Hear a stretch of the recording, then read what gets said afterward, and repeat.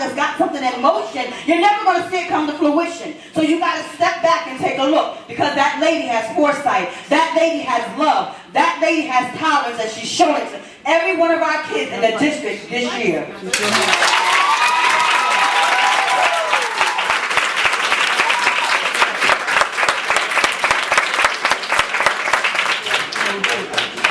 Next would be, I think, we're up to Fred Rush, followed by Jerome Robinson if he's here, and Reginald Stapleton. Fred Rush, 2023 Madison Avenue. And I only wish I had gone before her, but yeah. A couple of things Michelangelo book you said about the $765,000. I'm of the understanding that that money should be used by public school students only. You can correct me in that. Secondly, someone asked me, and I'd like to also ask you, what does the board attorney differ from the parliamentarian, and what is your job? Because it appears that you kind of direct everybody up there. So we kind of want to know exactly what it is, if you would be so kind. Regarding SCS, the law is very clear. In fact, I met with your brother recently on this with Carol Cousins. SCS monies are only, correct me, SCS monies are only for public school students. Right. There are many who don't like that, but that is the law, and that is what my opinion has been for the last several years. SCS cannot be used in any way for non-public funds. However, if SCS monies are not utilized, then the money is carried over and it goes back, if you will, into the pot as a figurative term, and then is redirected based on the free and reduced count and the student population. So SCS, but however, you can't do that until you show good faith efforts that all SCS money has been utilized. In fact, to the credit of our current administration, the state is more than satisfied that this year there have been 3, if not 4, fairs, if you will, for our public school students. There have been websites. There are more vendors than ever before.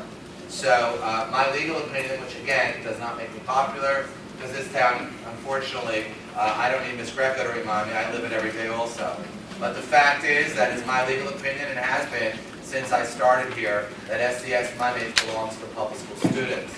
As regarding the board parliamentarian, I say this lovingly, Fred, I would gladly give that up. It's a non-paid position. The parliamentarian, I've been asked, parliamentarian goes according to Robert's Rules. Robert's Rules, there's a book, Robert's Rules, which basically is to keep order here. That is it. At any point, I beg the president, please let me not be board parliamentarian. Okay? But that is the distinction. Board attorney, I do give with SES, because there is a legal issue going on with SES. I was not involved. Well, there goes that. Next person. I know that I can't ask. No, you can't. 4 minutes. My 4 minutes, and it took you, if it took no, 3 minutes to answer. Fred, in fairness, Fred, you have 3 minutes. Big answer, sir. Fred, when you come to my office again, you can ask the rest. All right, Good afternoon, good evening, Jerome Robinson. I just have 1 second, it won't take from your time. In accordance with the board president's directive, Jerome Robinson, Reginald Stapleton's on deck, and Barbara Cutter's next. Sorry. Good evening, Jerome Robinson, 1538 Newport Drive, Lakewood, New Jersey. I have 2 questions. The first question, I'm an SES provider also, and I'm going back to last year. I went to the administrative office, it was on Princeton Avenue, and I went to Bill Anderson, and I was approved. I had 17 kids who were supposed to come to my SES program, but their parents didn't have transportation, so what I needed was to use a classroom at Clark School. I do understand that Catapult is doing numerous services for the district, and they're able to use the classrooms. I also went to Bill Anderson this year. I had 8 students, but I didn't go ahead. I do SES in Ocean and in Mercer counties. And as Bill Anderson again this year, I got the same response. Can't use a classroom. That's 2 years in a row. What I'm asking is, when I get about 50 kids next year, so that you can put this on the record, that when I asked him in the classroom, that you remember Jerome Robinson, Youth Education and Transition Services. Give me a couple of classes, and those kids, when they go take their tests, you'll see their scores go up a lot.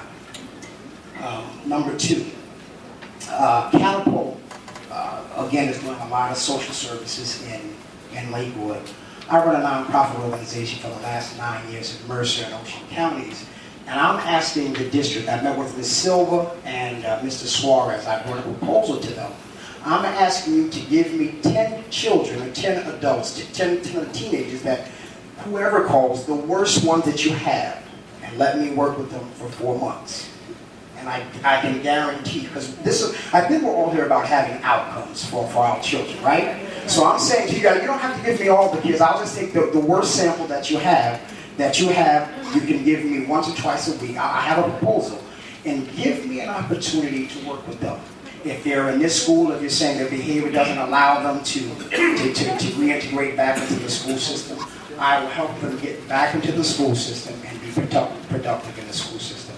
The last thing I have to say is, I don't know if the board could do this, but it would be great that everyone who comes in here with a cell phone, especially the board, keeps the cell phones off. Nobody should be on the telephone. That's very disrespectful. I see that quite often. Not only the board, but including myself, everyone who's in the audience, this meeting all the cell phones should be off. It shouldn't be anything, no ringing, no texting, anything. And I hope that we can institute that as a rule. Thank you.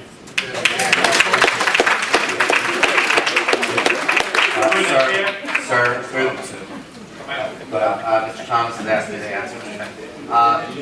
The legal opinion of the lawyer at 920 is that all buildings should be open to all service providers, and that if they're on the approved list of providers, which, okay, New Jersey Department, not our list, the New Jersey Department of Education list, all buildings. In fact, Ms. Silva and I were told, I'm not debating, but we were told, based on a legal issue, that all buildings are open. If that's not the case, if you could be so kind to just, after you're done, leave your name and number, and we'll reach out to you. So, but the legal opinion of the lawyer for this year is that all buildings should be open. And in fact, we have been told, so have we not, that all buildings have been open, but we'll review that. But now it's a matter of public record that all buildings must be open. We can't have dialogue, I'm sorry. We'll have someone to contact you to that regard and make sure they have all. If you check the website, 30246, we're right at the bottom. Mr. Robinson, don't walk Yes, away. Mr. Robinson, come back.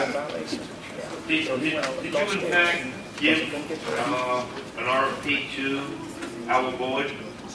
What I did, I met with Ms. Silva and Mr. Suarez, but in fact we were here, but the board lawyer, the school lawyer, he came in, and whatever they had going on, we were like in the middle of a sentence, and he came in and it was like, okay, now. That's what I mean. I would personally, as a board member, Mr. Chair, I would like to see if we can do something on a test this year with the 10 students this year, September. We'll definitely get your number. We will definitely be in touch. Before you leave, if you would just... That's all right. We prefer the words. That's our track. My own intent. That would be Jerome Robinson, Reginald Stanton. I say that. Barbara Cutter, I see. Oh, sorry. Reginald Singleton. Okay, Barbara Cutter, and on deck was Annette Kearney, and then Ellen Lansford, and Kiva Gosser, that ends the list. Oh, I'm sorry. Okay, sorry, I didn't see you were here. And James Ward. Well, you don't have to see me here. I'm on the list. Sorry. Okay. Mrs. Cutter. Barbara Cutter, 65. Actually, someone wants your name out, Jim. It's okay. You crossed it out? No, I have a blue pen, Jim. Okay. Order for being Mrs. Cutter, respectful time, please. 65 Drake Road. I have some questions.